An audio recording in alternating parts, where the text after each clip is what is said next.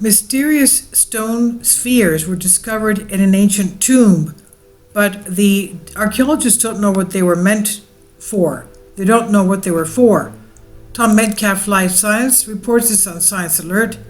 Two polished stone balls shaped about 5,500 years ago, linked to a mysterious practice almost unique to Neolithic Britain, have been discovered in an ancient tomb on the island of Sanday, in the Orkney Islands north of mainland Scotland.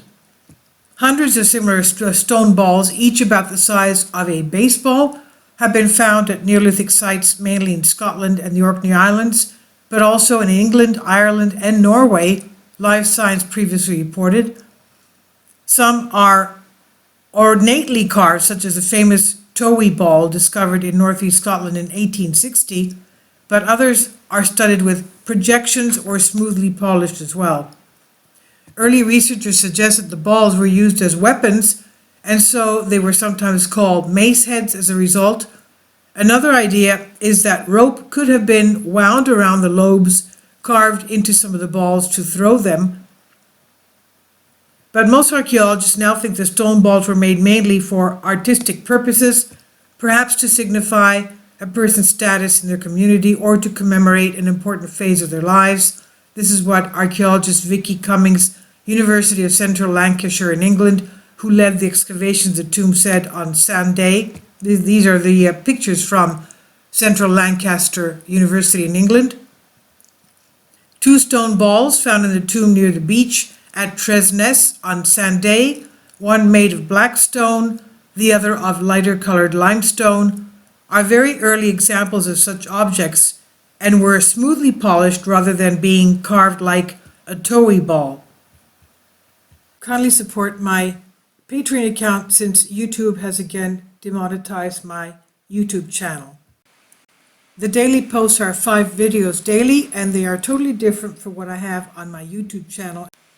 Thank you so much for your support and that you find all my content so interesting. You'll find the Patreon account details in the description box below.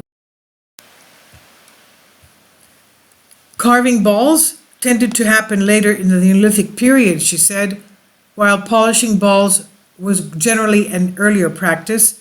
The two polished balls, she said, are much simpler, but they are still beautiful objects. This is what Cummings told Life Science, saying they would have taken quite a long time to make because it is quite time consuming to polish a stone. You've got to sit there with some sand and some water and a stone, basically put in the hard work. The Neolithic tomb, this is one of the few times that stone balls have been found in their true archaeological context, Cummings said, which could shed light on the purpose of the mysterious objects. Each of the balls were found in the corners of 2 different compartments used to inter human remains in the burial chamber of the tomb, while other objects, especially pieces of pottery, were found along the compartment walls. Probably what was happening was that people were putting little slabs down, putting pots on top of these slabs, Cummings said.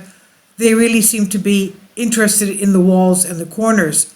Inside the tomb, archaeologists also found a deposit of cremated human bones near the entrances of 2 of the 5 compartments in the burial chamber, as well as several scaled knives, which were made by breaking beach pebbles into flakes that had a sharp edge. You can use it as a really good butchering tool, they said, and we found tons of those in the tomb, which is really surprising. And that begs the question of what they, the makers, were up to, Cummings said. People may have used the knives as to separate flesh from the bone of the dead. It might suggest that they were manipulating the human remains that were placed in the chamber. There are many traditions and lots of examples of that, she said. The ancient islands, the Orkney Islands, are beyond the very northernmost part of mainland Scotland. They are dotted with archaeological sites, including a UNESCO World Heritage Site called the Heart of Neolithic Orkney, around the Ness of Brodgar Complex and the Neolithic village of Scarabrai, which suggests the islands were well populated about 5,000 years ago. The Orkney Islands might seem remote when you look at a map, but when you come here, you see that They are incredibly rich agricultural land, and that's very easy to work. I think Neolithic people got here and were really successful. They found an environment that they just thrived in.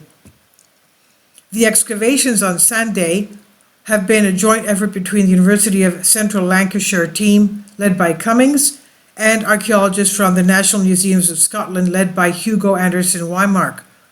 The ancient tomb is near the coast and is vulnerable to being disturbed by a storm at sea, so the researchers are trying to find out as much as possible before the site is damaged. The tomb and Neolithic settlement, they've excavated about a mile, that's 1.6 kilometers away, would have been farther from the coast 5,500 years ago, and the landscape would have had more trees than it does today, she said.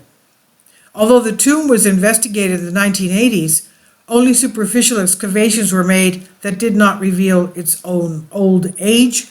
During the latest excavations, which took about 4 years to conclude, the researchers applied the latest archaeological techniques to the tomb, including making a three-dimensional photogrammetric model of it, Cummings said. The archaeologists will now conduct analysis of the data gathered during the excavations, which hopefully will provide even more information about Neolithic people of these islands. This was originally from Live Science, and it's on Science Alert. Please leave your comments. Thank you for your support.